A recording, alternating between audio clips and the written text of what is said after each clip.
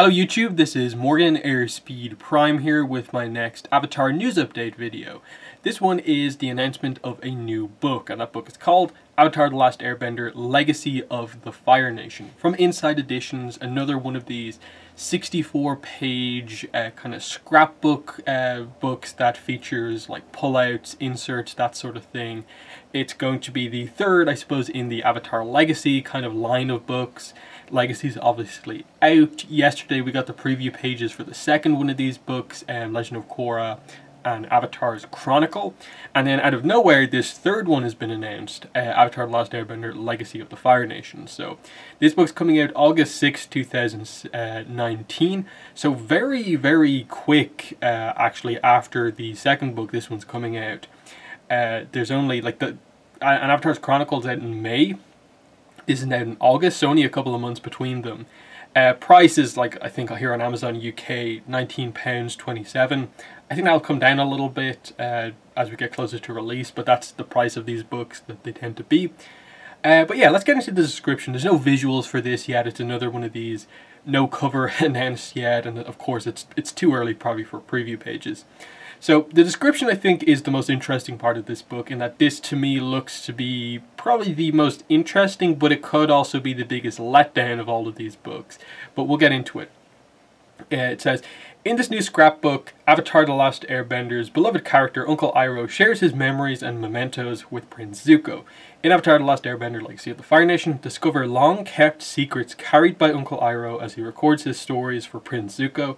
Read letters from family, friends, and more in this special collection of mementos and keepsakes. Iroh has held many roles in his long life, including Crown Prince of the Fire Nation, mentor to Prince Zuko, and ally of Avatar Aang.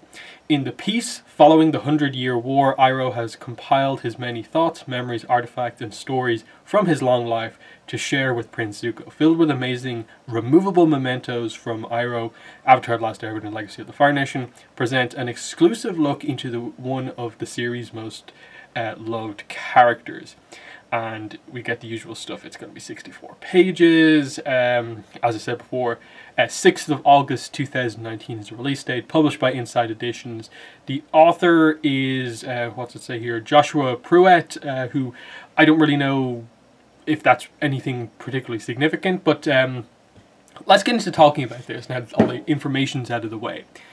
It's fair to say that this line of books is in a kind of odd place, I think, within the fandom, in that Avatar Legacy is this book that I'd say most of the fandom don't even know about, and then the people who do know about it either don't have a clue what it is or have read it and are very underwhelmed by it, that it didn't really live up to expectations, because the hype going into that book was that they really hyped it up, that this is this scrapbook that Aang and his family have made for Tenzin to kind of help him learn about the world and kind of the past of his parents, I suppose, primarily. And that was cool and all, but then the book actually comes out and you realize that, wait, why is Aang, like, explaining via scrapbook, like, the basics of the Water Tribe to Tenzin? Like, these basic things of the world in what's meant to be, like, an in-universe book to his son.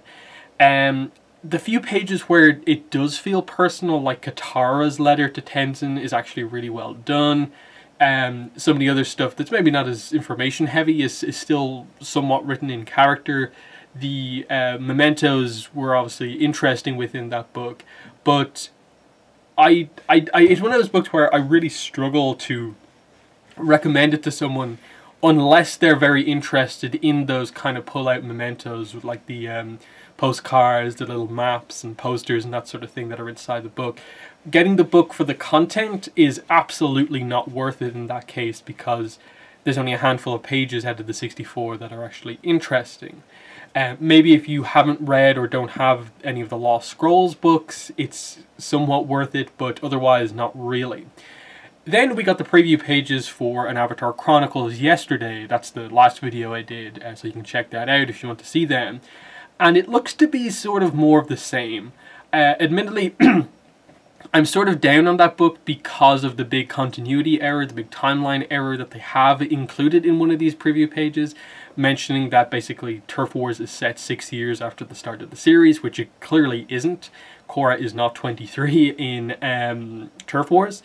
And that's what they say, because they say Mako and Bolin are both detectives. Now, unless they're going to do some sort of a thing where like Bolin wraps around and isn't a detective at the end of that but comes back around to being one, okay, but right now, based on the information that we have, outside of speculation of stuff we clearly don't know about the future of the character, that seems like a mistake.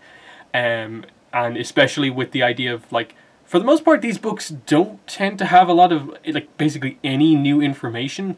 So the idea that they'd be writing this book referencing Turf Wars, but also referencing stuff that, like, comes, like, after that, doesn't quite feel right. So to me, it feels more like a mistake, in that I get the impression that for the most part, these books are sort of written just based off the wiki and just the writers trying to write in character for each character as they write the different, like, letters and stuff like that. So that's always, I think, been the weakness of this, of just really a lack of information, not just in terms of, like, new information, but a lot of the times not even, I think, putting the depth that is required that's already out there in. An example of that would be the page on Naga within the Avatar Chronicle book, which is one of the preview pages. Naga gets a page, you know, new piece of art for Naga, which is cool, but then the description is so generic. It's like the author wasn't aware that we got the origin story for how Korra and Naga met. Like, why wouldn't that be in any way referenced at all in Korra talking about Naga? In that it's meant to be this thing that, like, you know, her having a polar bear dog as her, you know, pet, her animal guide, in the Water Tribe is this shocking thing because they're considered to be, like, wild animals that kind of can't be tamed. And that's why the story of Korra and Naga kind of bonding is so significant. So why wouldn't you at least include a reference to that when that comic is clearly out? So it's little things like that of just not giving all that information. Similarly, the section on the Order of White Lotus in that book, unless they go into depth other places, is very weak. They just really gloss over the stuff that is revealed in Korra, that they're not in hiding anymore. They're kind of more out in the open. They're an organization that directly helps the Avatar. They're not really secret anymore, but that's it. No specific details or anything like that. And it looks to be the same for the book as it goes on. I assume once we get the full book, all 64 pages, there will be a couple of new pieces of information, but nothing, I think, that's perhaps going to warrant, like, the book being a must-have purchase. So then we get onto this book, Iroh. And to me, this is where they have to deliver. They are marketing this book on the basis of Iroh is one of the most fan-favorite characters in the franchise. And guess what? He has one of the most mysterious backstories. And the fact that they're specifically mentioning, like, long-held secrets, all this stuff he's done in his life, all these titles he's held. They're referencing the fact that he's this very kind of well-traveled, experienced kind of man in the world. But are they actually going to deliver on that in execution? In execution, or is this actually just going to end up being very flat? They'll reference the stuff that we know about, but give no extra details on it. And what that stuff is, in case you sort of forget, is Iroh's been to the spirit world. And I'm not talking about the Korra spirit world. That in ATLA, it's specifically mentioned that is this kind of legend around Iroh, that he's been to the spirit world and back at a point at which the portals aren't really open yet. So how did he get in there? At what point in his life did that happen? Obviously, most speculate it's after the death of his son, and that's probably how he sort of helps to get over it. But how does that happen? How did he do that? Did he just meditate in there, or what? Did he find some other way to do that? Similarly, like, we have details like he went to the Ancient Sun Warriors. He learned the true way of firebending from Ran and Shaw. Are you going to go into any extra depth on that outside of just the fact that, oh yeah, that's something he did in his life? And then most importantly, it mentions, like, in relation to Iroh, like, his family in the description. So are we going to get extra insight into what his relationship with Liu Ten was like? Are we going to get any characterization for Liu Ten in terms of like Iroh maybe explaining what type of person he was? Any of the specifics around the situation of how Liu Ten died? We know it was during the siege of Ba Sing Se, but like, what was the scenario where it happened? Because obviously there's the line in The Tale of Iroh from that episode where he specifically says, like, I'm sorry I couldn't help you in the same way that I helped all these other people. So is it just the regret of, like, he was unable to, like, prevent his son from dying, or was it actually some sort of thing where there was an issue between the two of them and something happened and that really caused a change in the character? Similarly, with Iroh, there's one of the most, I think, interesting points that is always, I think, a shock to people, that they always go to, like, I think, check to make sure it's correct. We've never seen Iroh and Ozai interact. They've been in the same scene together before, but I think that the main one is like when Ozai scars Zuko, like Iroh's in the crowd, but they never directly interact. And even when they sort of talk about each other, it's so vague that they never particularly get across what the dynamic really is. Like, Ozai doesn't seem to respect his brother because his brother's a very different person. He's not the power-hungry type of guy that Ozai or Azulon is. At least at some point in his life, that's the case. And Ozai just seems to lose respect for him after a certain point. Iroh seems to respect Ozai's power, but we get no, I suppose, information beyond that. The comics make it clear that Iroh has a very good relationship with Ursa. That's something they could perhaps go into. And then there's, of course, the Order of White Lotus. Will they go in depth on that? How he joined it, how he found it, how he rose up to be such a noted member in the organization? Will they go over details around how he developed lightning redirection? He said he learned the kind of core of the technique from studying waterbenders. Will they cover the details of how he came to go to the water tribes, basically, and that sort of stuff? Like, there's so much to his, like, backstory that's very mysterious. There's a lot to work with here in terms of new content. Similarly, a little bit of a mystery is, how did Iroh get his hands on the artifact of the Crown Prince that he obviously gives to Zuko, that Sozin originally gave to Roku? The idea, I suppose, would be that Iroh, at some point in his life, went to Roku's island and found it while looking around there. But, again, we don't know the specific details of all of that stuff. So, and then, of course, there's his wife, like, who is Liu Ten's mother. Will that be referenced at all? At least a couple of this stuff feels like it should be mentioned. Like, I assume they'll make references to the comics that, like, oh, I got to be, like, in the aftermath of the war, I got to be, you know, like, fill-in Fire Lord, and every so often, and I made National Tea Appreciation Day, and so on. They specifically say, like, he's writing this during in the piece following the war, he's compiled this. So, like, will they cover other stuff that he's done since then? Obviously, he's focusing on his tea shop a lot, he's helping Zuko out, but, like, do they cover other stuff, like, it's set a good few years after that, and we're getting closer to the idea of, like, him maybe wanting to go to the spirit world. Again, because he's writing this kind of to Zuko, I doubt he'll mention that, because obviously it's a shock to Zuko when he finds out that Iroh's actually in there. But,